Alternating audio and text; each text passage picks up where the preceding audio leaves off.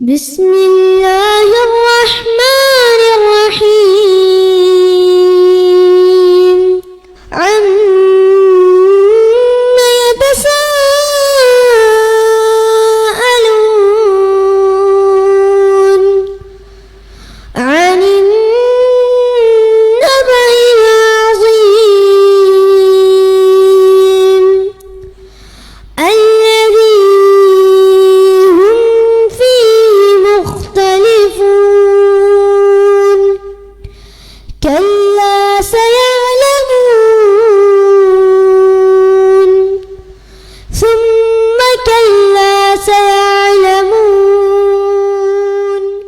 அஸ்ஸலாமு அலைக்கும் வரஹ்மத்துல்லாஹி வபரகாத்துஹு. கண்ணியம் வாய்ந்த எல்லாம் அல்ல அல்லாஹுவின் நல்லடியார்களே, அல்லாஹ்வுடைய அருள்பெரும் கிருபையினால் இந்த புனிதம் மிகுந்த ரமலானுடைய மாதத்தில் நம்முடைய இறை அச்சத்தினுடைய அளவு அதிகமான காரணத்தினால் அல்லாஹ்விடத்துல அன்பையும் அருளையும் எதிர்பார்த்தவர்களாக இந்த இரவு தொழுகையை முடித்துவிட்டு இந்த சொற்பொழிவு உரையை கேட்பதற்காக நாம் அமர்ந்திருக்கிறோம். இந்த அழகான தருணத்தில் நேர்வழி பெற்றோர் என்கிற தலைப்பின் கீழ் பேசுமாறு என்னை பணித்திருக்கிறார்கள். அதென்ன நேர்வழி பெற்றோர்? பொதுவாக இந்த உலகத்தை பொறுத்தவரையில் அல்லாஹு ரப்புல் ஆலமீன் கோடிக்கணக்கான உயிரினங்களை இந்த உலகத்திலே படைத்திருக்கிறான். ஆனால் அந்த படைப்பினங்களின் பண்புகளை எல்லாம் விட சிறந்த படைப்பாக மனிதர்களை படைத்திருக்கிறார். அதனால தான் அல்லாஹு ரப்புல் ஆலமீன் தனது திருமறையிலே சொல்லுகிற பொழுது மினல் ஜின்னி வல் இன்சி இல்லா லியஹ்புதூன், மனிதர்களையும் ஜின்களையும் என்னை வணங்குவதற்காகவே அல்லாஹ் படைத்திருக்கிறான். அப்ப அல்லாஹ் ரப்புல் ஆலமீன் எத்தனையோ கோடான கோடி உயிரினங்களை படைத்திருந்தாலும் அந்த படைப்பினங்களுக்கெல்லாம் ஒரு நேர்வழி என்கிற பாதை கிடையாது. அந்த மிருகங்களுக்கு தவறான பாதை சரியான பாதை என்கிற விசாரணையும் கிடையாது. அப்ப யாருக்கு விசாரணை இருக்கிறது என்று சொன்னால் மனிதர்களாக இருக்கக்கூடிய நமக்கும் ஜின்களுக்கும் தான் இந்த நேரான பாதையும் தவறான பாதையும் வடிவமைக்கப்பட்டிருக்கிறது. அதனால தான் அல்லாஹ் ரப்புல் ஆலமீன் தனது திருமறையிலே சொல்லுகிற பொழுது மனிதர்களையும் ஜின்களையும் பற்றி அல்லாஹ் பேசுகிறான். அல்லாஹ் சொல்லுகிறான், மை இதுகில்லாஹு ஃபஹுவ முஹ்ததி, யாருக்கு இறைவன் நேர்வழி காட்டுகிறானோ அவர் நேர்வழி பெற்றவராவார். யாருக்கு இறைவன் வழிகேட்டில் விட்டு விடுகிறானோ அவர் வழிகெட்டவன் ஆவான். அப்போ நேர்வழி என்பது இறைவன் நமக்கு அருள வேண்டிய ஒரு பாக்கியம். வழிகேடு என்பது இறைவன் நம்மீது கோபத்துல கொடுக்கக்கூடிய ஒரு பரிசு. இப்ப இந்த நேர்வழி வழிகேடு ரெண்டு தான், இதை தாண்டி ஒண்ணு கிடையாது. எப்படி சரி தப்பு என்கிற ஒரு பண்பை தாண்டி நடுநிலை என்று ஒன்று இல்லையோ, அதே போன்று இந்த கொள்கையிலே நாம் வாழ்ந்து மரணிக்கிற பொழுது ஒன்று நேரான பாதை, மற்றொன்று தவறான பாதை. அதனால தான் நம்ம ஒவ்வொரு நாள் தொழுகையிலும் நாம குர்ஆனுடைய ஆயத்துக்களை ஓதுகிறோம். நபியே பெருமானார் ஸல்லல்லாஹு அலைஹி வஸல்லம் அவர்கள் குறிப்பிட்டார்கள், நாம அல்லாஹ்விற்கு எத்தனையோ கிரியைகளை செய்கிறோம், யாருக்கும் மாற்று கருத்து இல்லை. ஆனால் அந்த கிரியைகளில் மிக முக்கியமான ஒரு கிரியை தொழுகை, சலாத். அந்த சலாத்தை பொறுத்தவரையில் நபிகளார் சொன்னார்கள், அல்ஹம்து சூரா, அல் ஃபாத்திஹா என்கிற ஒரு சூறாவை ஒரு மனிதன் ஓதாவிட்டால் தொழுகை இல்லை. நீங்க அல் பக்ராவே மரணம் பண்ணியிருக்கிறேன், நான் அல் பக்ராவை ஓதுவேன், அல்ஹம்து சூரா ஓத மாட்டேன் அப்படின்னா தொழுகை ஏற்றுக்கொள்ளப்படாது. அந்த அல்ஹம்து சூறாவில் சொல்லப்படுகிற எத்தனை ஆண்டுகளாக நம்ம ஓதிக்கொண்டிருக்கிறோம். இங்கே அமர்ந்திருக்கிற இதை கேட்கிற ஒவ்வொருத்தருமே அல்ஹம்து சூரா தெரியாத ஒரு நபரு இந்த சபையில் கட்டாயம் இருக்க மாட்டார். ஆனால் அல்ஹம்து சூராவில் நாம் என்ன சொல்லுகிறோம்? தொழுகையில் நிற்கிறோம். நபிகளார் சொன்னார்கள், ஒரு அடியான் தொழுகையில் நிற்கிற பொழுது இறைவனோடு உரையாடுகிறான். நாம இன்னைக்கு தொழுகை எப்படி நினைக்கிறோம்னா ஒரு கடமையா பார்க்கிறோம், ஒரு சடங்கா பார்க்கிறோம். இது சடங்கு இல்ல, எனக்கும் என்னை படைத்த என் இறைவனுக்குமான ஒரு உரையாடல். அல்லாஹ் ரப்புல் ஆலமீன் திருமறையில நாம் அதை புரிந்து கொள்வதற்காக பல இடங்களிலே சொல்லி காட்டுகிறான். வானத்தையும் பூமியையும் மலைகளையும் மனிதனுக்காக நான் படைத்திருக்கிறேன். இன்னைக்காவது யோசிச்சு பார்த்திருக்கிறோமா? நம்முடைய ஒவ்வொரு நாள் அன்றாட வாழ்க்கையில் பல கவலைகளையும் சிந்தனைகளையும் இந்த உலகத்தினுடைய மோகத்திலேயே மூழ்கி இருக்கக்கூடிய நாம், இறைவன் நமக்கான ஒரு செயலை பற்றி குர்ஆனிலே சொல்லுகிறான். நீ அல்லாஹ்வை புரிந்து கொள்ளணும் அப்படின்னா, அல்லாஹ்வை சிந்திக்கணும் அப்படின்னா, முதல்ல இந்த உலகம் ஏன்னு சிந்திக்கணும். அதுக்கு அல்லாஹ் பதில் தருகிறான். வானத்தை முகடாகவும் பூமியை விரிப்பாகவும் தண்ணீரை அவன் அருந்துகிற ஒரு நீராகவும் நான் மனிதர்களுக்காக வழங்கி இருக்கிறோம். அப்ப அப்படிப்பட்ட என் இறைவன் இடத்துல நிக்கிறேன்ல, இந்த உலகத்துல எந்த விதமான உதவிகளும் கிடைக்காத பட்சத்துல நாம நமக்குள்ள உள்ள வார்த்தைகளை பேசிக் கொள்ளணும். என்ன வார்த்தை? அட போடா, இந்த உலகமே எனக்கு தான், கடல் எனக்கு தான், பூமி எனக்கு தான். இந்த இடத்துல வேண்டுமானால் நான் சொந்தம் கொள்ள முடியாது, ஆனால் இந்த பூமி மிக விரிந்திருக்கிறது, எங்கு சென்றாலும் என்னால் வாழ முடியும். அப்ப இப்படிப்பட்ட இறைவனுக்கு முன்னாடி நான் நிக்கிறேன் அப்படின்னா, நபிகளார் சொன்னார்கள், அல்ஹம்து சூரா, அல்ஹம்துலில்லாஹி ரப்பில் ஆலமீன், அர் ரஹ்மானிர் ரஹீம், மாலிகி யௌமித்தீன், இய்யாக நஅபுது வ இய்யாக நஸ்தஈன். முதல்ல அல்லாஹ்வை நாம புகழ்கிறோம். எல்லா புகழும் அகிலத்தை படைத்து பரிபாலிக்கிற என் இறைவா உனக்கே புகழ் அனைத்தும். அர் ரஹ்மானிர் ரஹீம், நீ அளவற்ற அருளாளன், நிகரில்லாத அன்புடையவன். மாலிகி யௌமித்தீன், நீதான் அல்லாஹ் நியாய தீர்ப்பு நாளின் அதிபதி. இந்த உலகத்துல எவனாலையும் சரியான ஒரு தீர்ப்பை கொடுக்க முடியாது. இய்யாக நஅபுது வ இய்யாக நஸ்தஈன், நாங்கள் உன்னையே வணங்குகிறோம், உன்னிடமே உதவி தேடுகிறோம் சொல்லிவிட்டு அடுத்து வருகிறோம். இங்கதான் முக்கியமான செய்தி. இஹ்தின ஸிராத்தல் முஸ்தகீம், அல்லாஹ் புகழ வேண்டிய வார்த்தையை புகழ்ந்துட்டோம். அல்லாஹ்வை எப்படி கண்ணியப்படுத்தணுமோ அந்த வார்த்தையை அல்லாஹ் சொல்லி கொடுத்தானோ அதை சொல்லிட்டோம்.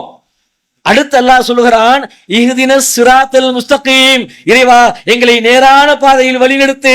ஸிராத்தல் லதீன அன்அம்த அலைஹிம் கைரில் மக்தூபி அலைஹிம் வலல்லாலீன். அந்த நேரான பாதை எது தெரியுமா? யாரெல்லாம் முன்னால் கோபிக்கப்படாமல் இருந்தார்களோ, யாரெல்லாம் வழி தவறி செல்லாமல் இருந்தார்களோ அவர்கள் வழி. அதுக்குதான் எல்லாருமே சொல்றோம், ஆமீன், அப்படியே ஆக்கி இறைவா. அந்த நேரான பாதை எது நம்ம புரிந்து கொண்டோமா? அல்லாஹ் ரப்புல் ஆலமீன் திருமறை குர்ஆனில் அந்த பாதைகளை ஒரு தாய் தன் குழந்தைக்கு எப்படியெல்லாம் அன்போடும் பணிவோடும் சொல்லி சொல்லி வளர்ப்பாளோ அதை போன்று அல்லாஹ் சொல்லுகிறான். நாம தான் அதை புரிஞ்சுக்கிறது இல்லை, அதை தேடுறது இல்லை. நம்ம வாழ்க்கையில நம்ம எங்க போயிட்டு இருக்கிறோம் நமக்கு தெரியல பலருக்கு. நாம என்ன நினைச்சிட்டு இருக்கோம் தெரியுமா?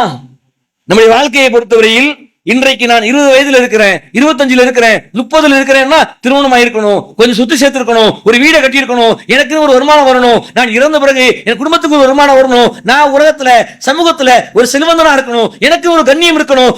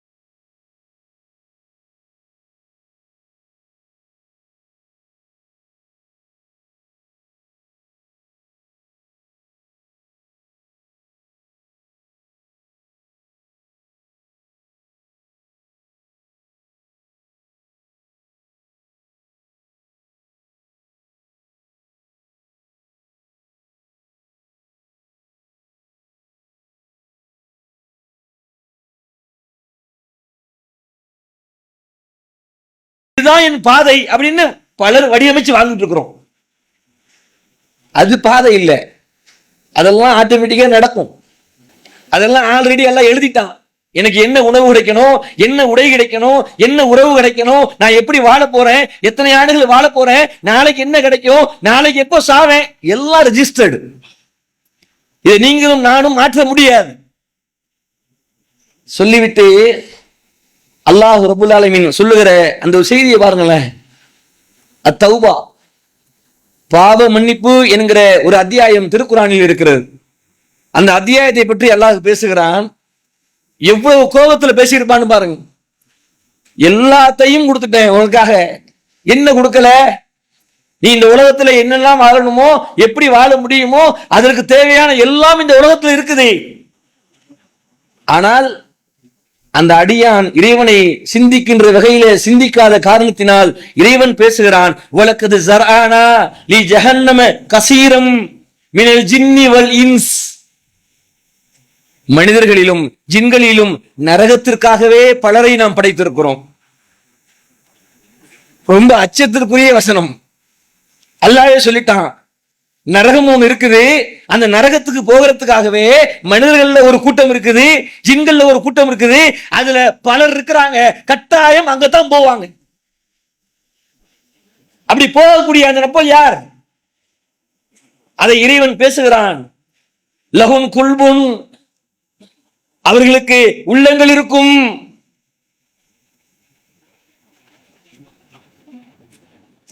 சொல்லிவிட்டு இறைவன் சொல்லுகிறான், ஆனால் அந்த உள்ளத்தை கொண்டே அவர்கள் எதையும் தெரிந்து கொள்வதில்லை. உலகும் ஐநூன், அவர்களுக்கு பார்வைகள் இருக்கும். லா யுப்சிரூன், அந்த பார்வைகளை கொண்டு எது சரி எது தப்பு எது நேர்வழி பார்ப்பதில்லை. உலகும் அதானும், அவர்களுக்கு காதுகள் இருக்கும். லா யக்ஸவுன பிஹா, ஆனால் அந்த காதுகளை கொண்டு அவர்கள் கேட்பதும் இல்லை. என்னென்னவெல்லாம் ஒரு மனிதன் தன் வாழ்நாளில் முக்கியம் என்று நினைப்பான்றோ எல்லாத்தையும் அல்லாஹ் சொல்லிட்டான். அவனுக்கு உள்ளம் இருக்கும், ஆனா அந்த உள்ளத்தை கொண்டு அவன் எதையும் தெரிந்து கொள்வதில்லை. அவனுக்கு பார்வை இருக்கும், அந்த பார்வையை கொண்டு எது சரி எது தப்பு என்று பார்ப்பதில்லை. அவனுக்கு காதுகள் இருக்கும், அந்த காதுகளை கொண்டு எது சரி எது தவறு அதையும் அவன் கேட்பதில்லை. சொல்லிவிட்டு அல்லாஹ் சொல்ற வார்த்தையை போடுங்க, உலாயிக கல் அன்ஆம், அவர்கள் கால்நடைகளை போன்றவர்கள். சொல்லிவிட்டு பல்கும், இல்லை இல்லை, அதை விட வழிகட்டவன். அந்த மனுஷனை பத்தி மிருகத்தோட ஒப்பிட அல்லாஹ்வுக்கு பிடிக்கல. ஏன்? அந்த மிருகத்துக்கு என்ன ப்ரோக்ராம் சொல்லப்பட்டிருக்கிறதோ அது அதுபடி நடக்குது. மனுஷன் அப்படி இல்ல. அவனுக்கு உள்ளத்தை கொடுத்திருக்கிறேன், பார்வையை கொடுத்திருக்கிறேன், காதுகளை கொடுத்திருக்கிறேன், இதை கொண்டு அவன் ஏன் சிந்திக்கவில்லை? சொல்லிவிட்டு அல்லாஹ் பேசுகிறான் அதே வசனத்துல, உலாயிக ஹுமுல் ஹாஷிரூன், அவன் அலட்சியம் செய்வதாக இருக்கிறான். இங்கே சொல்லப்படுறவங்க எல்லாம் இணை வைக்கிறவங்க இல்லை, நல்லா புரிஞ்சுக்கணும். இங்கே அல்லாஹ் பேசக்கூடிய இந்த நரகத்துக்குரியவர்கள் யார் என்று சொன்னால், அல்லாஹ் என்றால் தெரியும், மறுமை என்றால் தெரியும், தூதர் என்றால் தெரியும். அதே வசனத்துல அடுத்து அல்லாஹ் பேசுகிறான், நபியே இஸ்தக்ஃபிர் லஹும், நீங்க பாவ மன்னிப்பு தேடுங்க. வலா அஸ்தக்ஃபிர் லஹும், அல்லது பாவ மன்னிப்பு தேடாம இருங்க. சொல்லிவிட்டு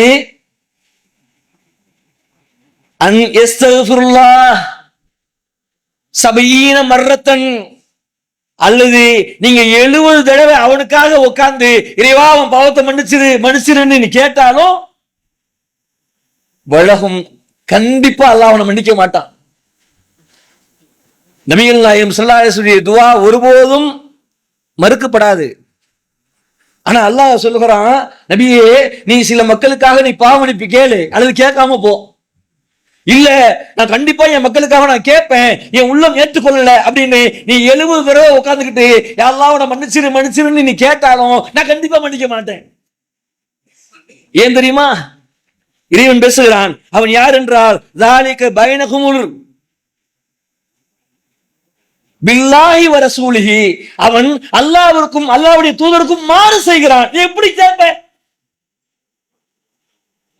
கொஞ்சம் இங்க உட்கார்ந்து இருக்கிற ஒவ்வொருத்தருமே யோசித்து பார்க்கணும்.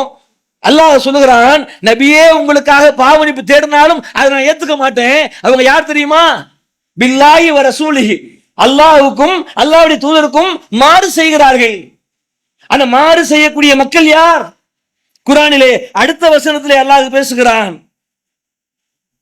தபூக் போர்க்களத்திற்கு போன சில நபி தோழர்கள், இவங்கெல்லாம் காபிர்கள் கிடையாது, முனாஃபிகள் கிடையாது. நல்ல விளங்கணும். இங்கே அல்லாஹ் பேசக்கூடிய அந்த மக்கள் யார் என்றால் நபிகள் நாயகம் ஸல்லல்லாஹு அலைஹி வஸல்லம் அவர்களோடு இருந்த நபி தோழர்கள், இந்த இஸ்லாத்திற்காகவே தங்களுடைய வாழ்க்கையை அர்ப்பணித்தவர்கள். தபூக்குடைய யுத்தத்திற்கு நபிகள் நாயகம் ஸல்லல்லாஹு அலைஹி வஸல்லம் எல்லா மக்களையும் கிளம்ப சொல்கிறார்கள். யாரெல்லாம் உறுதியா இருந்தாங்களோ அவங்க எல்லாம் தன்னுடைய துணிமணி, உணவு எல்லாத்தையும் கொண்டு சபைக்கு வந்துட்டாங்க. சிலர் வரல. அதை நம்ம கவனிக்கணும். அந்த வராத மக்கள் என்ன பண்றாங்க? குர்ஆன்ல அல்லாஹ் பேசுகிறான், வகால லா தன்ஃபிரு ஃபில் ஹர்ரி. இப்போ வெயில் கொஞ்சம் அதிகமா அடிக்குதே. அவங்க சொன்ன வார்த்தை, ரசூலுல்லாஹ் போருக்கு கூப்பிடுறாங்க, நீங்க எல்லாம் வந்துட்டீங்க, ஆனா வெயில் கொஞ்சம் அதிகமா இருக்குதுப்பா, இப்ப நம்ம போய் ஆகணுமா? அவர்கள் யாருன்னு அல்லாஹ் சொல்லுகிறான், பி அம்வாலிஹிம் வ அன்ஃபுஸிஹிம் ஃபீ ஸபீலில்லாஹ். அவர்கள் அல்லாஹ்வுடைய பார்வையில செல்வத்தை செலவிடவும் விரும்பல, அல்லாஹ்வுடைய பாதையில தன் உயிரை விடவும் விரும்பல. அவங்க தான் சொல்லிட்டு இருக்கிறாங்க, வெயில் ரொம்ப அதிகமா இருக்குது, நம்ம அப்புறம் வேணா போலாமா அப்படிங்கிறாங்க. இறைவன் பேசுகிறான், குல் நபியே நீங்கள் சொல்லுங்கள், நாரு ஜஹன்னம அஸத்து ஹர்ரன், நரகத்துடைய நெருப்பு இதை விட அதிகமா இருக்கும்பா, எப்போ சொல்லுங்க. அல்லாஹ், இவங்க யாரு? காஃபிர்களா? இஸ்லாத்தை ஏற்றுக்கொண்டு ஒரு போர்க்களத்திற்கு நபிகள் நாயகம் ஸல்லல்லாஹு அலைஹி வஸல்லம் வர சொல்லுகிற பொழுது வெயிலை காரணம் காட்டி வராமல் இருந்தவர்கள். சொல்லிவிட்டு அல்லாஹ் சொல்லுகிறான், லவ் கான யஃகஹூன், அவர்கள் இதை புரிந்து கொள்ள வேண்டாமா? இந்த உயிர் யாருங்க? எனக்கு இருக்கிற என்னுடைய உயிர், இங்க உட்கார்ந்து இருக்கிற உங்களுடைய உயிர், இந்த உலகத்தில் வாழுகிற ஒவ்வொரு மக்களுடைய உயிர் நம்மளுடையதா? நான் உரிமை கொண்டாடுறதுக்கு? என் இறைவன் இந்த உயிரை நமக்கு கொடுத்து அனுப்பியது அவன் பாதையில் வாழணும், அவன் சொல்றதை கேட்கணும், அவனுக்காக சாகணும், அதோட முடிஞ்சு போச்சு. அதை விளங்கித்தானே அஷ்ஹது அல்லா இலாஹ இல்லல்லாஹ், வணக்கத்திற்குரியவன் அல்லாஹ்வை தவிர யாரும் இல்லை, அஷ்ஹது அன்ன முஹம்மதர் ரசூலுல்லாஹ், நபிகள் நாயகம் ஸல்லல்லாஹு அலைஹி வஸல்லம் அல்லாஹ்வுடைய தூதர்னு நம்ம சத்திய பிரமாணம் பண்றோமே, கலிமா சொன்னோமே. சொல்லிவிட்டு அல்லாஹ் சொல்லுகிறான், அந்த மக்கள் எப்படிப்பட்டவங்க தெரியுமா? கடும் கோபத்தை அல்லாஹ் வெளிப்படுத்தினான். அவங்க நினைச்சுக்கிட்டு இருந்தாங்க, மக்கள்லாம் கிளம்பி போன உடனே எப்பா எப்படியோ தப்பிச்சிட்டோம், நம்மள ரசூலுல்லாஹ் கூப்பிடல, நம்ம ஏதோ சில சாக்கு போக்குகளை சொல்லி இங்கேயே இருந்துட்டோம்.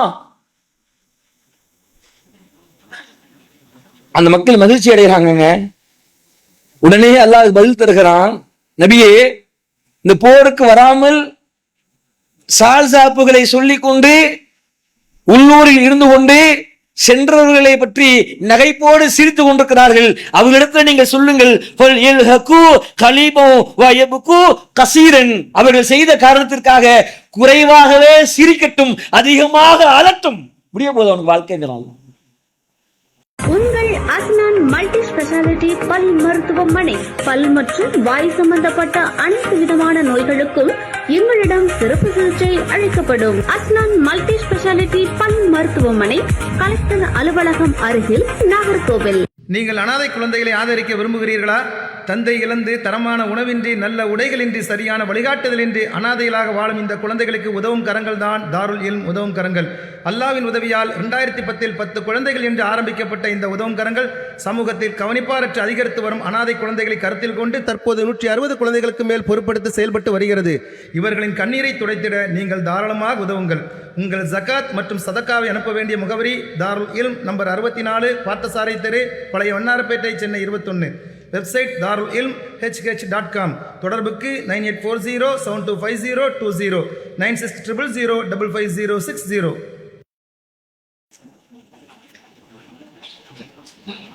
அவன் பண்ண காரணத்துக்கு சிரிக்கிறான். எப்படி சிரிப்பு வருதுன்னு கேட்கிறான் அல்லாஹ்.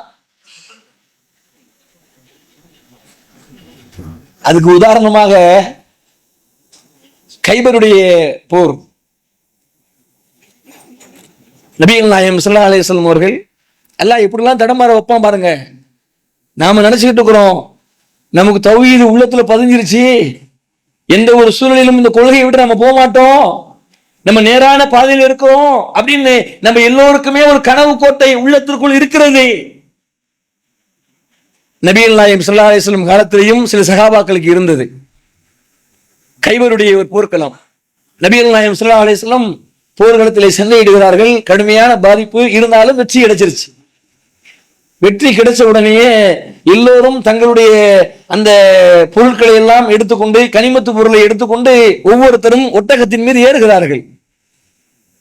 ஏறுகிற பொழுது திடீரென்று ஒரு அம்பு ஒரு நபித்தோழருடைய நெஞ்சில பாய்ந்து அங்கேயே சாகிறார். ஷஹீத் அப்படின்ட்டாங்க சகாபாக்கள். ஏன்னா ஆல்ரெடி அந்த ஒட்டகங்கள்ல இறந்து போன பல பேரை தூக்கி போட்டிருக்கிறாங்க. உடனே இவருக்கு எங்கிருந்து வந்துச்சுன்னு தெரியல அம்பு. இறந்த உடனேயே சகாபாக்கள் என்ன பண்ணாங்க, அல்லாஹ்வுடைய தூதரே இதோ இன்னொரு ஷஹீது. அவங்க ரொம்ப நேசிச்சாங்க அந்த இதை. அல்லாஹ்வுடைய பாதையில் தான் உயிர் போகணும்னு ஒவ்வொரு நாளும் தவம் கடந்தார்கள். நம்ம அப்படி யோசிக்கிறோமா தெரியல. சகாபாக்களை பொறுத்தவரையில பல நபித்தோழர்கள் இருக்கிறார்கள். அவர்கள் தங்களுடைய வாழ்க்கையில எப்படியாவது என் உயிர் போர்க்களத்தில் எதிரிகளுடைய ஆயுதங்களால் என் கண், என் காது, என் மூக்கு, என் உடல், என் உள்ளம் எல்லாம் சிதைக்கப்படணும், அவன் குத்தி கிழிச்சு ஒண்ணுமில்லாம நம்ம ஆக்கிடணும். நாளை மறுமையில் அல்லாஹ் என்னை எழுப்புகிற பொழுது அப்படியே தான் எழுப்புவான். அப்பொழுது இறைவன் கேட்பான், உன் காதை யாருக்காக இழந்தாய், உனது உடல் உறுப்புகளை யாருக்காக இழந்தாய், உன்னை இப்படி சிதைத்திருக்கிறார்களே எதற்காக நீ சிதைக்கப்பட்டாய் என்று இறைவன் கேட்கிற பொழுது, இறைவா ஃபீ சபீலில்லாஹ், உன் பாதையில் நான் வந்திருக்கிறேன். அதை விரும்பினாங்க சகாபாக்கள். ஒவ்வொரு நாளும் சகாபாக்கள் சொல்றாங்க, அல்லாஹ்வுடைய தூதரே நிறைய ஷஹீது நம்மள்ட்ட இருக்கிறாங்க, இப்போ ஒருத்தர் ஷஹீது அப்படின்னு நபிகளா சொன்னார்கள். ஃபின்னார், அவர் நரகத்துக்குரியவர். நாங்க கேட்ட சகாபாக்களுக்கு ஒரு நிமிஷம் ஆடி போயிடுச்சு.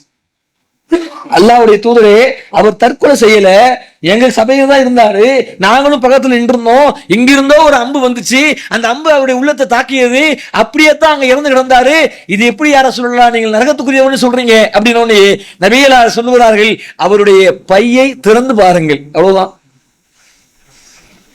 அவருக்கு ஒரு பை இருக்குது, திறந்து பார்க்கிறாரு, உள்ளுக்குள்ள ஒரு போர்வை. அந்த போர்வை யாருடையது? எதிரிகள் இடத்துல இருந்து அங்கே ஒருத்தர் கொல்லப்பட்டு அவருடைய அந்த பொருள் கீழே விழுந்துச்சு. அந்த பொருளுக்கு பேரு கனிமத்து பொருள். அந்த கனிமத்து பொருள்ல நபிகள் நாயகம் ஸல்லல்லாஹு அலைஹி வஸல்லம் பங்கு போடாம யாரும் எடுத்துக்க கூடாது, இது இஸ்லாமிய சட்டம். ஆனால் அந்த நபித்தோழரு தனக்கு ஒரு போர்வை இல்லை என்கிற காரணத்தினால் எடுத்து வைத்துக் கொண்டார்.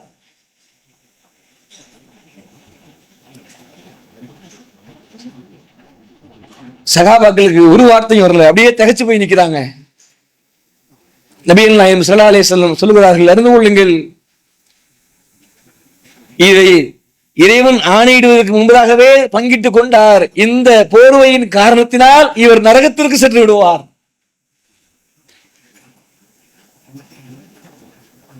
சொன்ன மாத்திரமே இன்னொரு நபித்தோழரு அங்கிருந்து வேகமா ஓடி விடுறார்.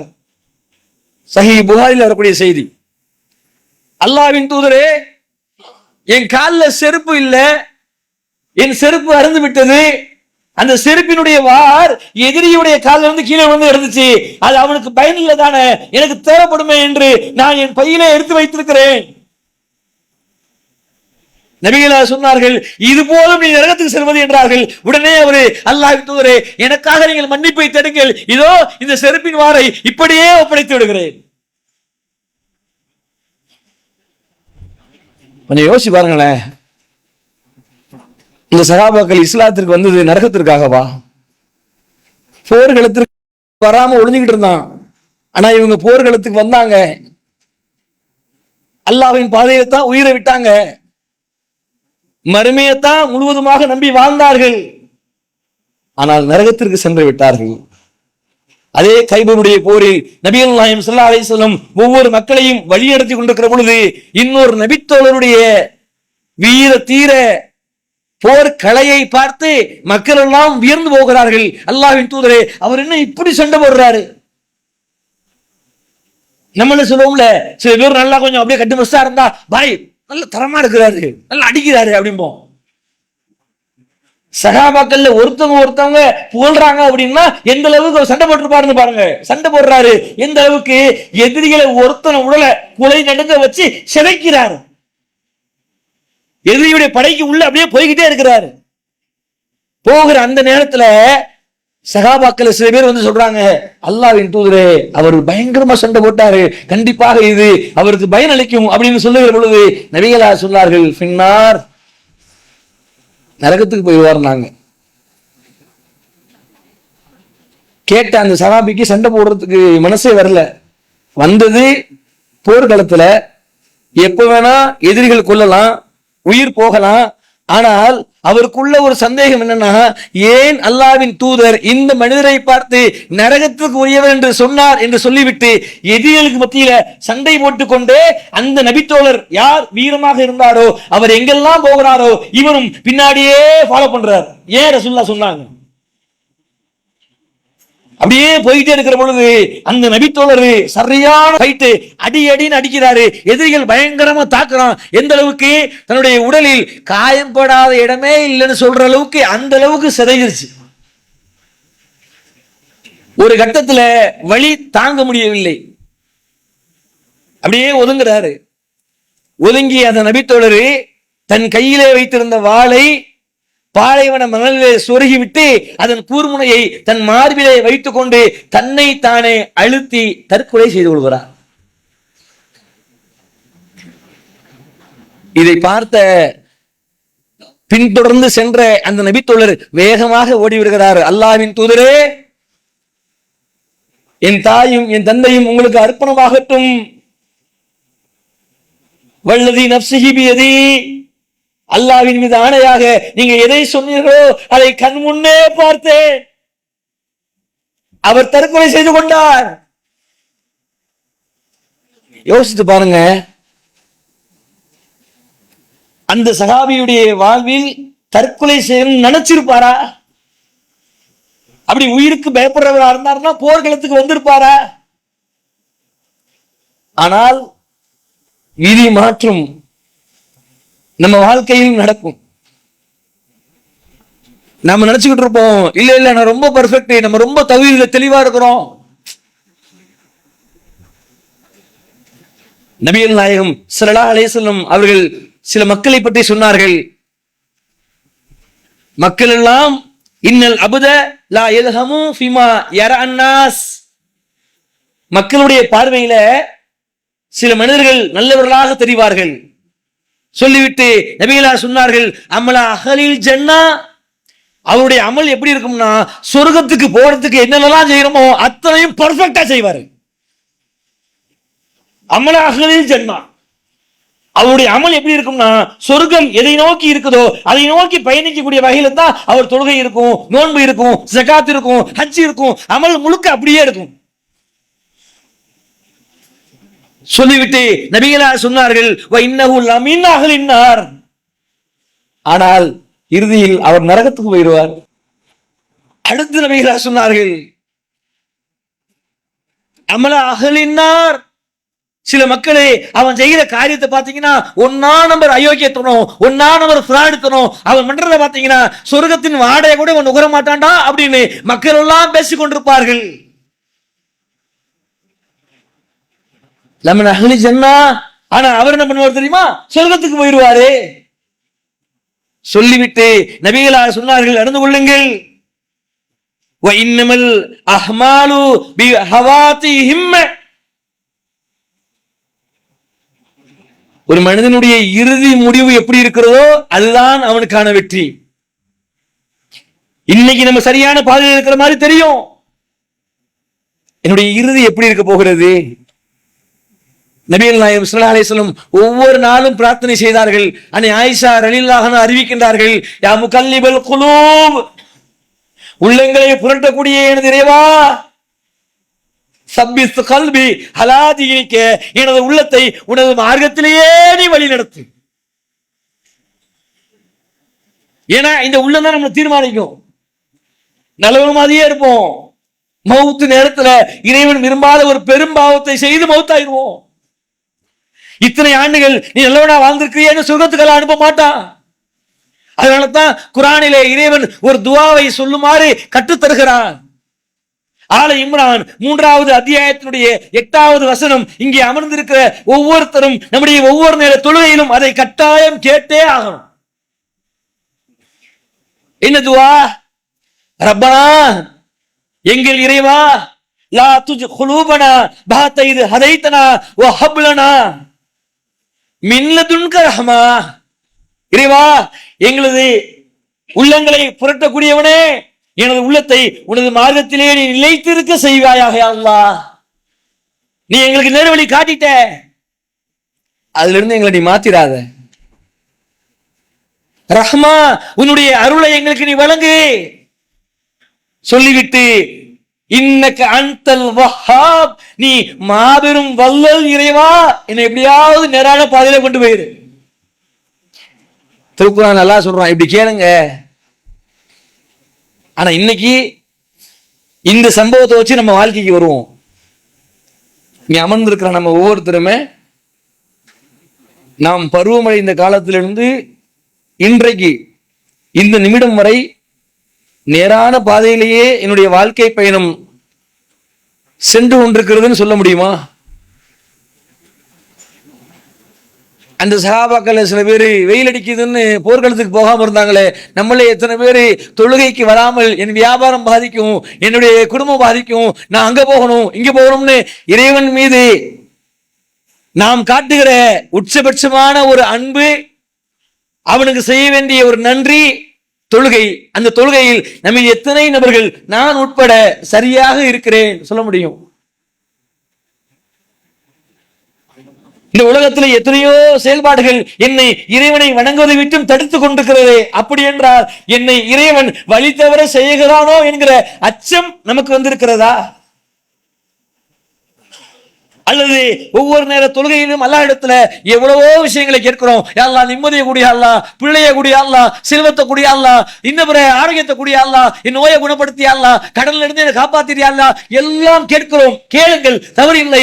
நாம் எத்தனை நபர்கள், யா அல்லாஹ், எங்களுக்கு நீ நேர்வழியை கொடுத்திருக்கிற, இந்த நேர்வழியில இருந்து எங்களை தடம்பொருளை வச்சிடாத யா அல்லாஹ். இந்த உலகம் அற்பமானது, மறுமை நிரந்தரமானது. அந்த நிரந்தரத்தில் நான் வெற்றி பெற வேண்டும் என்றால் என்னை நேரான பாதையில் வழி நடத்து. எத்தனை பேர் கேட்டிருப்போம்?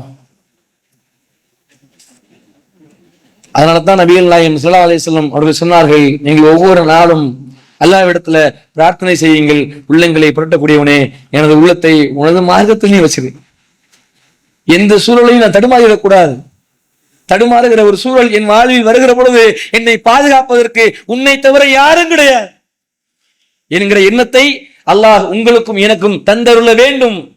இன்னும் எந்தெந்த காரியங்களிலெல்லாம் நேர்வழி தவறுகிறது என்பதை இன்ஷா அல்லாஹ் நாளைய தினம் பார்ப்போம். அஸ்ஸலாமு அலைக்கும்.